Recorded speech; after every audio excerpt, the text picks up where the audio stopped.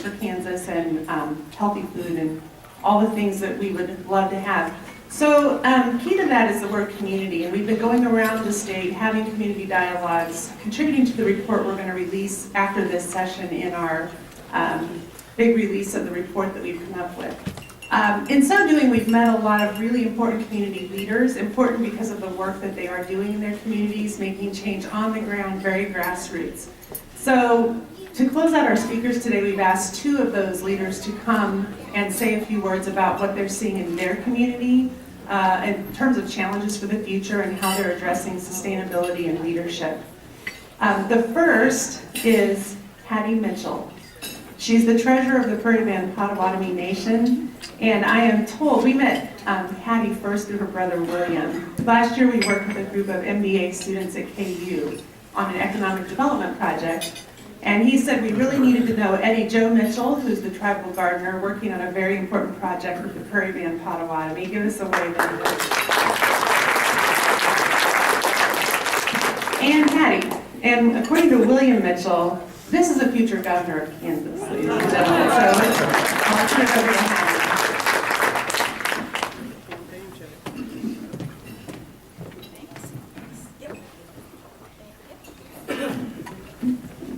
Are we having fun yet? This is a really interesting conference. I've learned a lot of interesting words, thoroughness, and from our engineer guy on the high tunnels, a SAS tax. So I'm learning all sorts of stuff, and not just about agriculture. We have a diverse group here. We have a scientist who Ricardo really just trumped my PowerPoint. He had some amazing stuff on there. And we had an engineer, and we have a politician, and an accountant. I guess I don't really like to be called a politician, so I'll say accountant. I'm the person that will get the tub of soda at McDonald's just because it's incrementally more value. So I was like, oh, that's me. I can't do it. I can't get the small cup. Most of my experience is in accounting and finance. I'm a CPA. I have studied abroad at Cambridge University for international politics, and in the University of Cantabria to study Spanish. So I have got some, world views and loves, and I've been in these big cities, and it's nice to visit, but I like to come home because, like, when you're in New York City, you can't even touch the earth. To me, that's weird. It's just like this concrete, and then the only place you can touch earth is in this little potted place with this tree, and you really don't want to touch that, so you don't know what to do. So I love my home. Kansas is my home. I like to see the sunset. I like to see trees and grass and the weed. So it's pretty fun to hear everybody talk about their home, and the speakers obviously know what they're talking about. They practice what they talk about, so it's really, really great being here. So I'd just like to start off by talking about a short history of the Potawatomi, what the tribe is doing right now, and where we hope to be in the future. I know that a lot of might not be that familiar with the tribe, so I'll try to explain as much as possible because I kind of take it for granted, oh, everybody knows Potawatomi. But I'll try to get you a brief history about it. The Potawatomi, the Odawa, and the Ojibwe were known as the Three Fires Confederation and lived around the Great Lakes area. The Potawatomi left the coalition to be a separate tribe and became known as the People of the Fire. Our villages were by lakes and rivers because, like everything else, we needed water to live. The Potawatomi people had an active lifestyle because we moved towards the food sources as they are in season. When the sugar maples produced, we went and harvested the sugar, maple sugar and maple syrup. We had camps that had corn and pumpkin.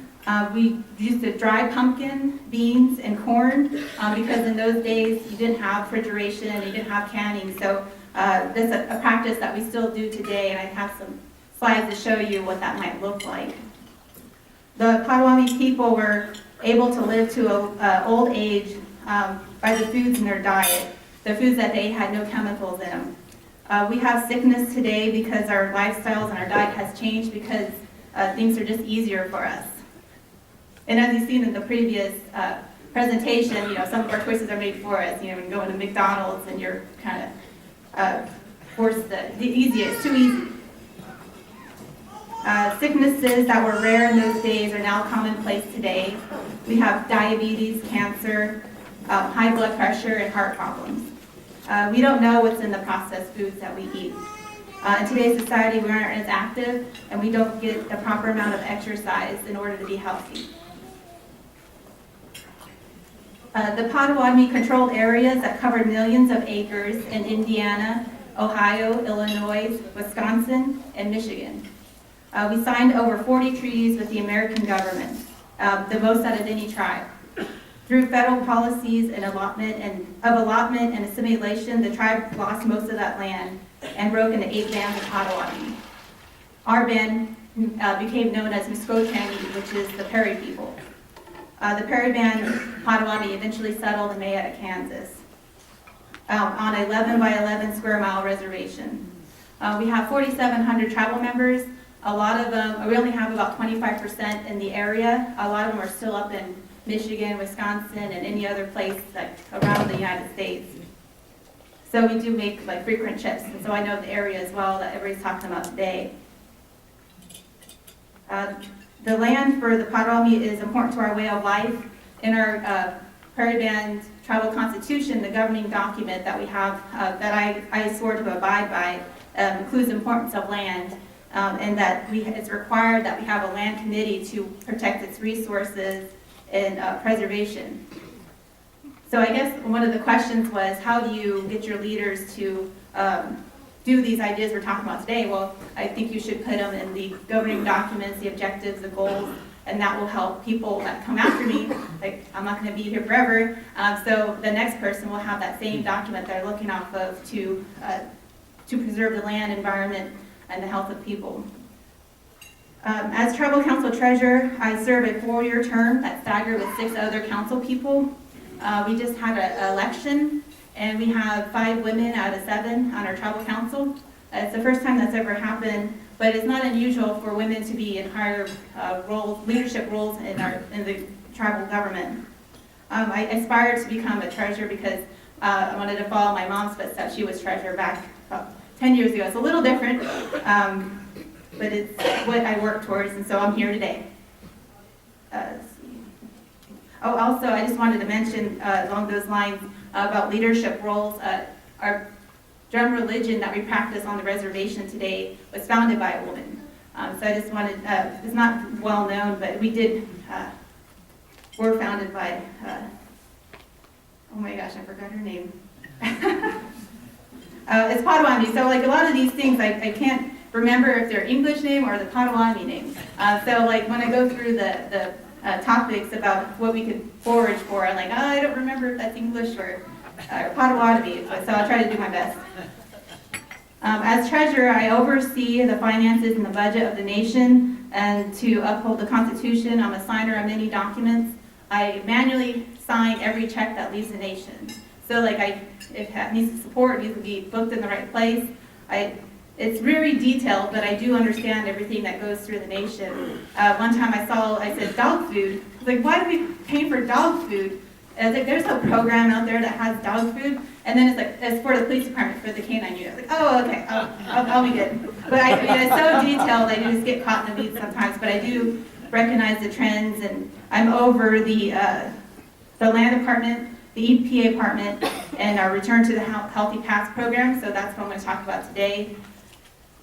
Now, in the land department, our agricultural efforts are planting and harvesting corn, soybeans, and hay. The hay is mostly used for our buffalo, and if we have any extra, we sell that on the market, but sometimes they eat a lot, and we have droughts, so sometimes we don't have that much to sell.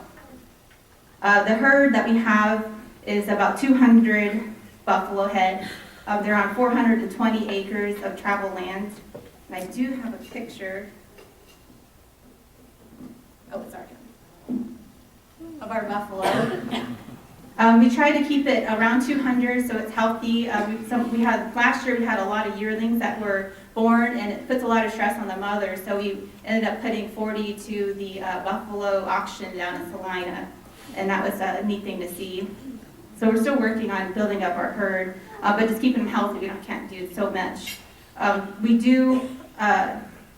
move them back and forth between tracts of land because we don't want to totally deplete the grass that's there. So they kind of naturally graze in one area, then we move it to another area, so we don't have to plant seed and try to use more cost to do that. The land employees have been trained to build fences, and they have developed special fencing techniques just for the buffalo. The buffalo, the fences that hold cows probably won't hold a buffalo. The land employees have said, well, even with their specialized fence, it doesn't matter what kind of fence we build. If the buffalo doesn't want to be in the fence, it probably won't be. The Potawatomi people were from the Woodlands area, from the Great Lakes area, so we weren't originally Plains people, but we have adopted the buffalo in our traditions and ceremonies. So we use their meat, we use their hides. We don't waste anything on these animals. We use every part of them. We sometimes use their bones for like whistles, for dice for games. There's lots of things that could be used, but that's part of the questions were asked, like, how do we sustain? I was like, well, you don't waste anything. You try to use as much as possible. And that's what we used to do with our animals and our resources. Our land department also teaches classes for our youth to make hand drums and show them how they're made. They also do erosion control and water irrigation projects, which moves us to the EPA department. They do water testing, soil sampling, air quality control, wetlands projects. They have a solid waste management program and have recycling services. To help keep the trash out and keep the reservation beautiful, we have an abandoned vehicle program. So they come to you and they pay you $50 and they take the car to a scrapyard to get it out of the way. We also have a trailer rental that we have for residents, so they can rent this trailer for 7 days and put all of their non-hazardous material in it, and we take it away from them. So these different programs help keep our reservation clean. We have with the EPA works with the tribal courts to do community service programs, so they get some people that need to have rehabilitation to come and pick up trash on the reservation. So the EPA helps do that cleanup. On Earth Day, the EPA department also coordinates with the other departments of the nation in a competition. I think last year was a pizza party if you had the most pounds of trash. It was really fun. We got competitive. One of the council members almost got a hernia from lifting up this huge sign that wanted to put it on the street. But it was really fun. We got everything cleaned up and got a pizza party.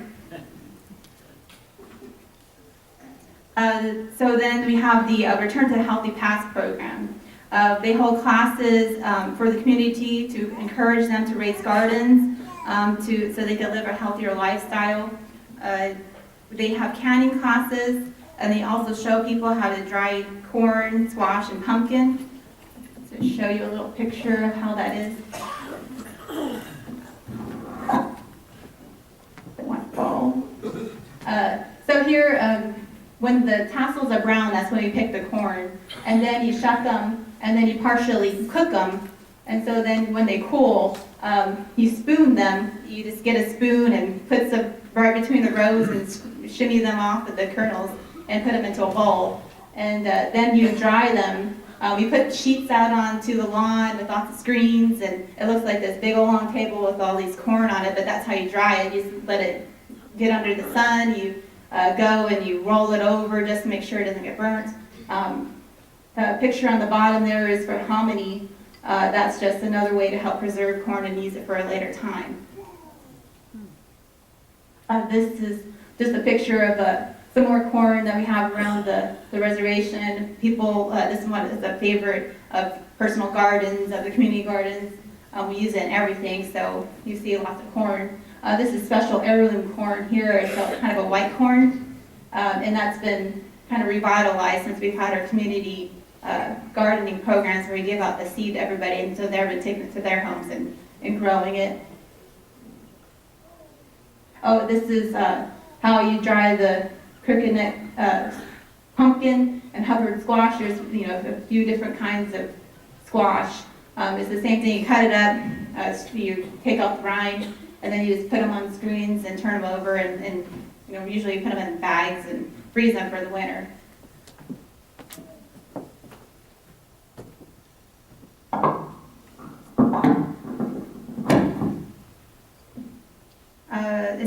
We have had the gardening workshop to help educate those people that want to start their own gardens. It used to be 20 people attended. Now we have over 80, so we have to get a bigger building and get everybody in. There's a lot of interest out there, especially when you give them seed. You give them seed, we also have a program that tills the gardens for them. So they sign up after the gardening workshop on the topic of, everybody's choosing, and then they go out and get their gardens tilled for them. So that helps them along the way to get where they need to go. With our reservation, the nearest fresh produce is probably 15 to 30 miles, so we don't have that many options. So if you grow your own, you have it on hand and you can use it yourself.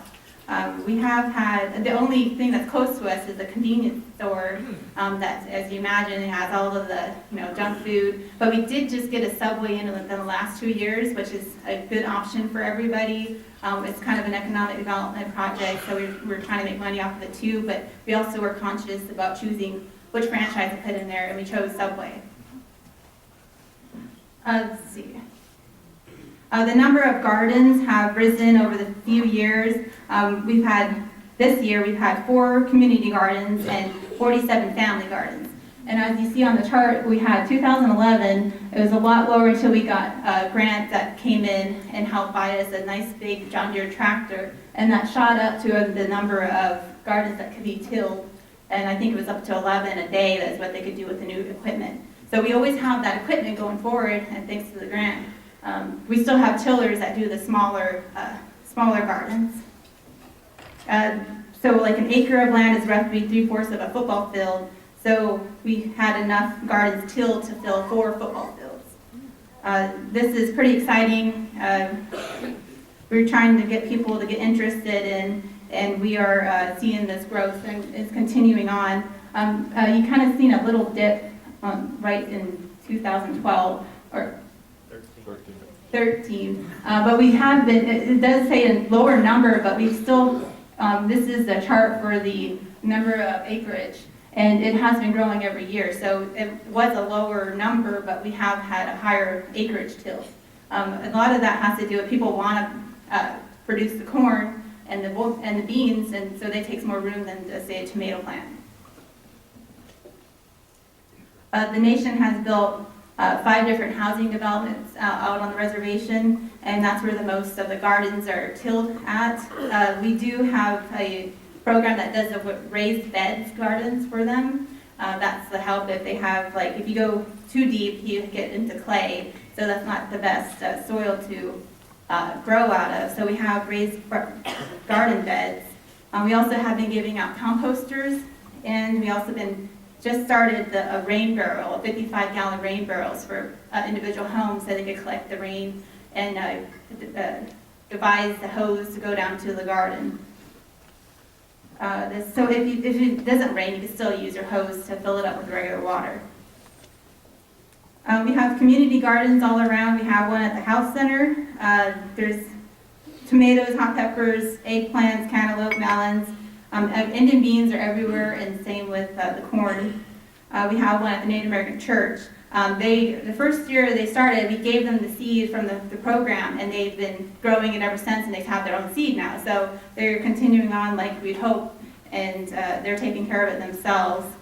The Senior Citizen Center has a garden, a community garden. They planted corn, tomatoes, and peppers, and the volunteers there take care of the garden. The daycare also has a garden. Their staff, the kids' parents help take care of that one.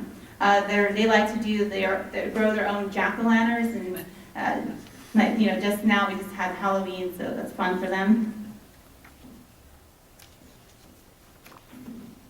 There's a picture of the rain barrels and with hoses contracted out there. This is some of the composting that we're giving out, some of the raised beds. This is 3 types of Indian beans that that's the thing, I don't know the other names. I call them Indian beans. There's 3 different kinds, there's brown ones, not so brown ones, and red ones. Those are given out of the workshop. Here's the annual harvest feast. This has been really popular. It's grown from 30 people to over 200 people. It's something everybody looks forward to every year. This one's coming up. It's in November 17th from 5:30 to 8, and you're all invited. It's the best time to see and taste all of the wild game that we get, all the things that we forage out there. Just like, but remember portion control. Only have half a turtle heart and like a fourth of the buffalo liver, and you keep moving on. I was going to show you how much you could gather out of the local timber, and these things are. Let me go ahead and go over there. This is milkweed. We use this. Like I said, I don't know, it's green, it's good for you. It doesn't take any chemicals. You just go pick it. It kind of has no great taste to it. Some people put it with dumplings or like bacon. To keep it healthy, then you don't put all that stuff in there. But you just use the tops and clean it, and it's like a nice side dish. And it's a kind of a favorite of the reservation. A lot of the elders have grown up eating it. We call it ninwajak. I didn't really realize that was milkweed. I was like, I guess it's the same. This is wild onions. It's one of the first foods to arrive in the spring. They're everywhere. You just got to kind of know where to look. The favorite is the morel mushroom. I don't know how many times. I know it's a mushroom season because my friends are posting their size of their mushrooms on Facebook and how much they have piled up on the table. It's kind of like a competition, like the first one to find the mushrooms, and of course you can't tell where you got them because that's the top secret. So it's always fun. These can be cooked healthier. A lot of times people like to fry them, but you can put them in soups, on pizzas, and different things like that.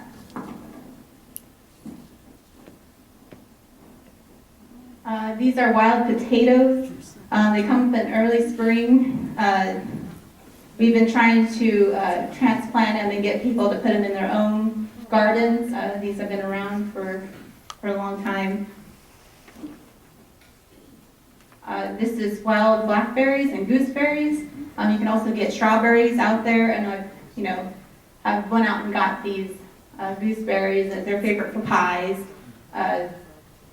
That's where we kind of have part of our culture gets into everything we do. When we go past a thorn bush, my dad said, well, there's like an old lady in there. You kind of have to smile, and then she won't sting you. So then you smile like, oh, we're walking by the thorn bush, So we get lots of stories coming through and going through the woods, looking for these things, passing down what they learned from their grandparents. This is the pawpaw fruit that's picked in the timbers, and this was one I wasn't sure, is that an Awami word or is that the English word? I just Googled it not too long ago, and it's the same thing. So there's the pawpaws that are picked. It kind of tastes like banana. This is just a picture of some community gardens. They take pride in them. There's like 2 times a year where I won't see my financial controller. He'll either be gardening or hunting. And that picture over there is his. He spends all of his extra time down there. His tomato plants are like taller than me. And you should see his water bill though sometimes. It's kind of up there. Okay, so to wrap up, I just wanted to say that throughout the history, Pajaro people have depended on nature to give us what we harvest. We recognize that we need programs to educate our people, to have a proper diet, and to create interest about raising their own food. We know this is healthier and it tastes better. Natural food is a medicine that can heal our bodies and give us nourishment. We can make the most of our natural food by not wasting what is usable. We could work on protecting the environment to ensure that the resources and it's passed on to the future generations, to know what foods are edible. That's probably a good thing. We don't want to eat anything that's not edible. And if we teach our people to grow their own gardens, they have a better success for them to learn and pass it on. So that's my speech. Thank you.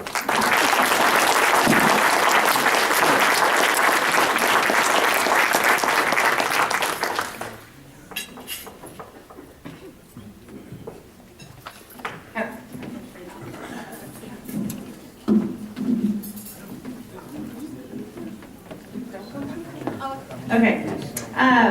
The Harvest Feast is worth going, that I have to say. So that I would take that invitation seriously. Our next speaker, we met in Greensburg, Kansas. We had a local food gathering there earlier this year and had the pleasure of meeting Mayor Bob Dixson. The community, most of us know the story, was pretty well obliterated by a tornado, and then they faced very hard decisions. Do we rebuild? What do we do? So Bob Dixson rose to the occasion, became a community leader, even more so than I think he already was. So we've asked him to talk some about leadership and sustainability.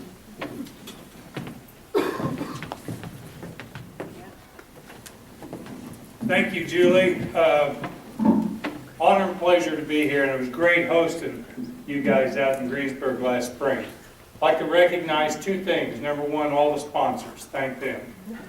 And those that furnished food, beverage, and everything else. Could you all taste in all that the caring, sustainability, and love that was put into that? Now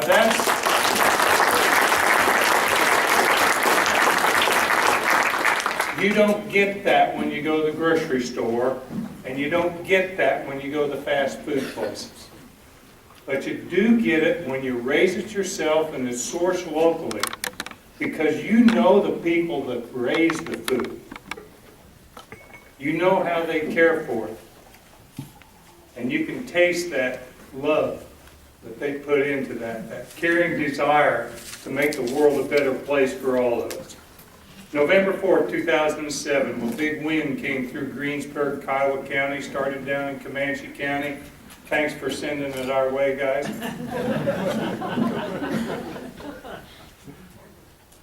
It blessed us in the midst of losing 11 lives of friends and neighbors that we care a lot about. That's the human aspect of it.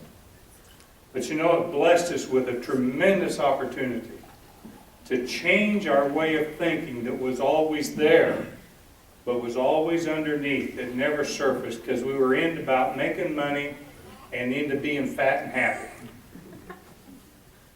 And not really thinking about where we're headed for not only us, but for future generations. Now, when I first heard in those community meetings that we started to have immediately afterwards in the big tent on the east side of town, we'd have 300 and 400 people show up, and that's where we hugged together, we laughed together, we cried together, we had community church services together, and that's where we did our discussion and planning. And really, it was that grieving process and healing process that we did as a community. And so what you're going to hear from me today is more about community than anything. But when it was first mentioned that we're going to talk about resiliency and sustainability, I'm going, oh my gosh, I was born and raised in northwest Kansas, and all I could think of is the mid-60s. And the environmental movement type thing that went on in the mid-60s. And we go, oh, that ain't going to fly here in south central Kansas. Until we started thinking about really what is sustainability.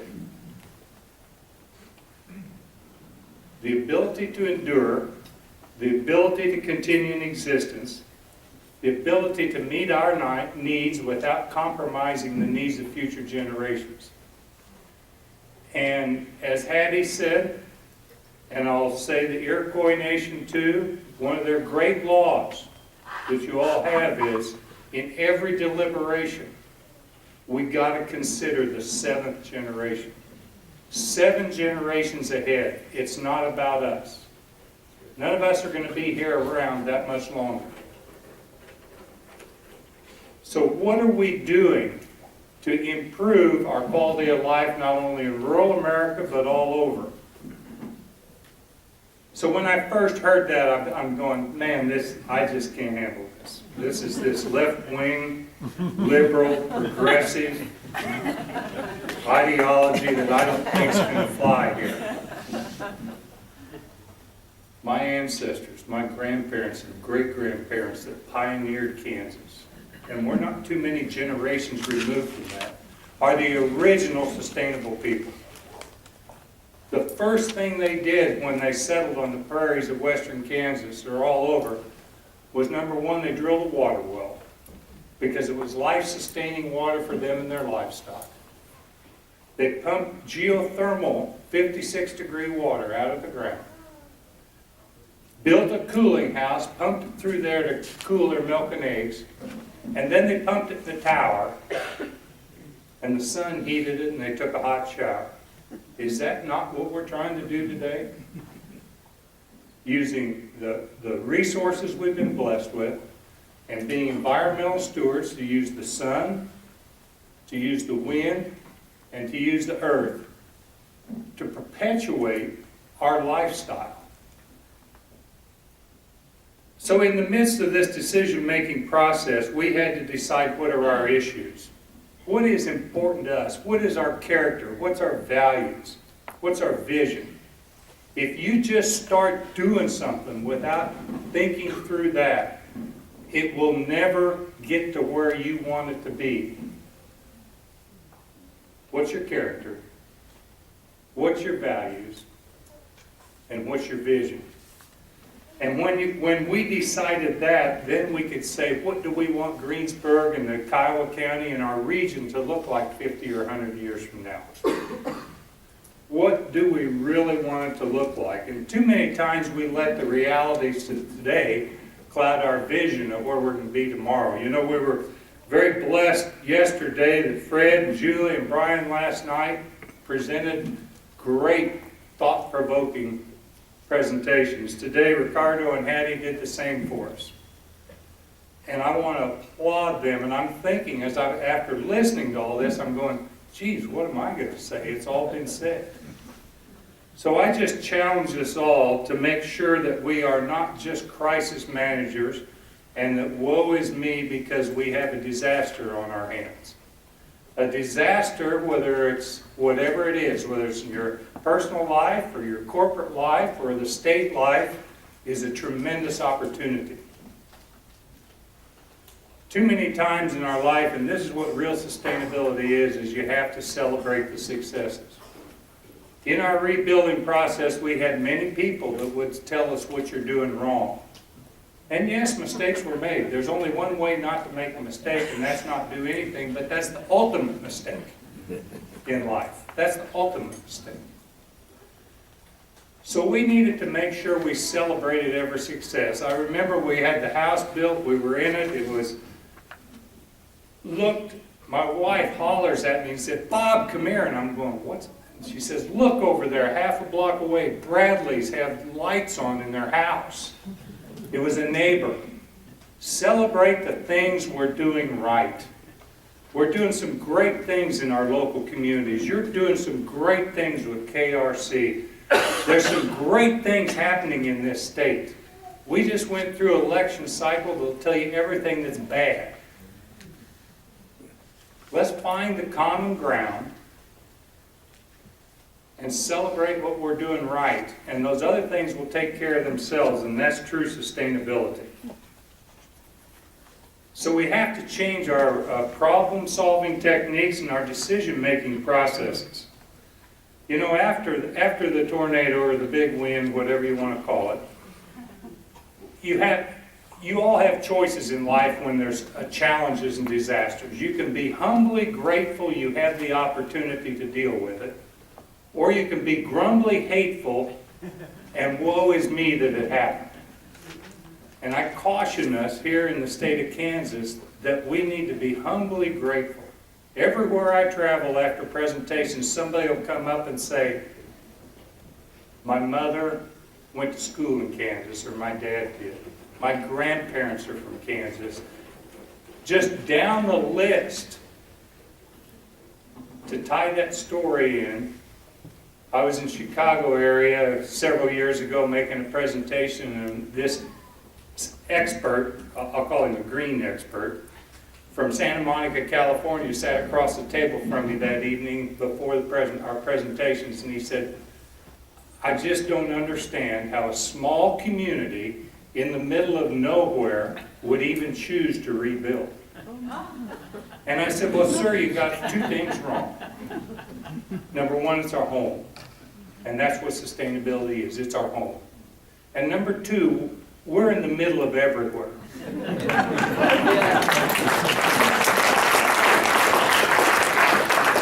The talent in this room, the diversity in this room, and clear across this greatest state of Kansas is what we need to celebrate. We have some great things happening. We are in the middle of everywhere, and it's dang sure time we act like it. And we will set the trends in everything that's been discussed here today, making a difference on our local farms, on our local patches of property where we're raising squash and pumpkins, and by the way, sweet potatoes. And also, we will make that difference in our communities, because it's our communities where we live and work. We don't all live and work in Topeka, and we don't all live and work in DC, but we do in each one of our communities, and that's where we're going to make a difference. So, humbly grateful or grumbly hateful? The other thing is, do we just want to survive? And I think we're too much in just a surviving mode instead of a thriving mode. And it's about attitude. And that's why I say we need to accentuate the positive and do not let those suboptimal situations drag us down. Again, people will tell you what you're doing wrong and will be more than happy to share that with you, but they won't encourage you and uplift you. So I challenge all of us to make sure that in this community, we continue to uplift each other and encourage each other and learn from each other and share with each other those great positive things. Our pioneering ancestors also taught us conservation values. Values that if you take care of the land, it will take care of you. Of values of always leaving it better than you found it. Those are guiding principles that we were all raised in, no matter where we live in the state of Kansas or what we do. That is who we are and where we're headed.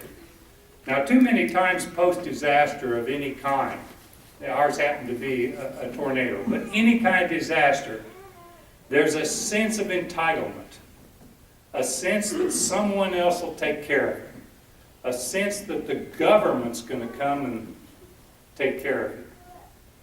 You know, we talked about state issues with water plan over the last couple of days. We talked about the election cycle and what that's going to mean for the future. We don't know. But what we do know is we can make a difference in our community. Every community has a wood pile. And that wood pile, everybody uses off of, whether to heat their homes. Now, this is my analogy that my simple mind wraps around. Now, a true community, if you're invested in the community, are also the person that goes out and cuts wood and splits it and puts it back in the wood pile. You're not just a user. You're not entitled to the wood pile. You're putting back into the wood pile.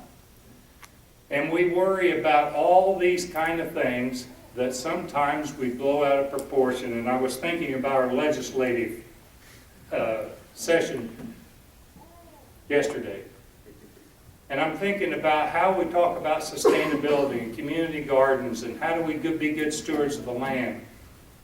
And my wife and I have some grapevines, and we dabble a little in processing grapes to make some wine. And we're not licensed winery, we do it just because we have fun at it. And we had a lady that said, hey, I'd like several bottles, and I said, I'm sorry, I can't sell it to you because the state says they got to have their taxes on it. So have to be licensed. But you know, the barter system works real well. You can trade a case of wine for X amount of pounds of hamburger. That's sustainability. Our elected officials, and Carolyn, don't be offended here, because I know she's not that way. The government wants to figure out how we can tax every transaction, because that's how they furnish everything. Well, we got to figure out a way, how can we be sustainable in our communities and not send that money somewhere else? How do we turn that over in our own communities? Because then that's what's going to sustain us as a community. It'll help our schools, it'll help our hospitals, it'll help finance city budget for road, bridges, and all that, city and county. We are not entitled to anything in this United States. We're not entitled to a good spouse. We're not entitled to a new car or pickup, although I like a new pickup now. We're only entitled to one thing, and that's the ability and the opportunity to achieve. Then it's on us as individuals and the community to come together sustainably to achieve that opportunity that we've been granted in this constitutional republic. So, I don't want to go too long, because I know we got the panel and I got the Julie. But I will say one thing, you know, we had a vision statement that said we were blessed with an opportunity to create strong community that's devoted to family, that fosters businesses, working together for future generations. And I'll just leave you with a couple things, and these are personal thoughts. And you know, we live in the most exciting time in history right now. The most exciting time. Because we have an opportunity, each one of us, to come together and truly be sustainable. That night after the tornado, it mattered not your social economic status in the community, you were homeless. And you had what you had on. It didn't matter how many vehicles you had, how many CDs you had in the bank, it didn't matter. But we had one thing that is truly important, the most sustainable thing in life, and that's our relationships with each other. And those are the things that we need to cultivate, because when we have relationship and we have communications, when issues come up that are difficult, we have that network to have that conversation.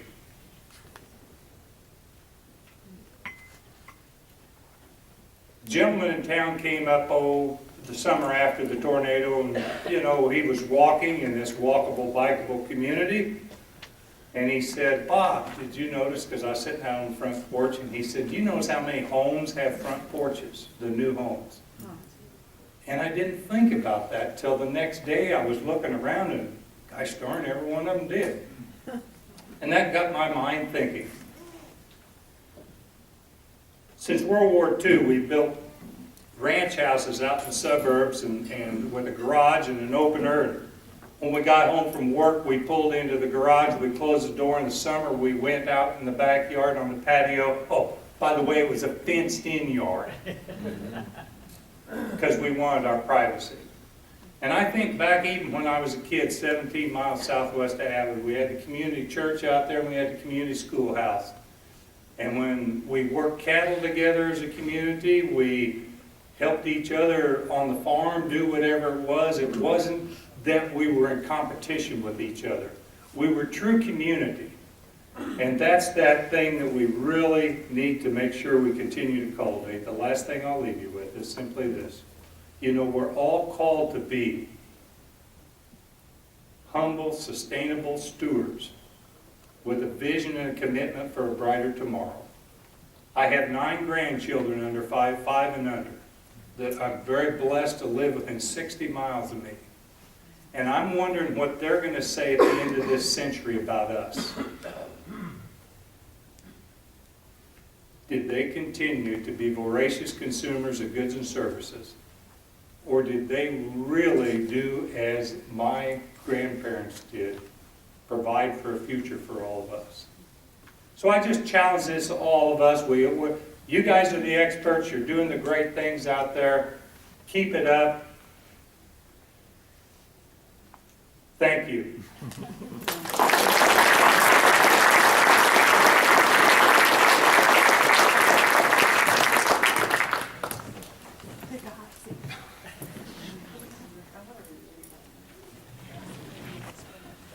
Speakers, please come up.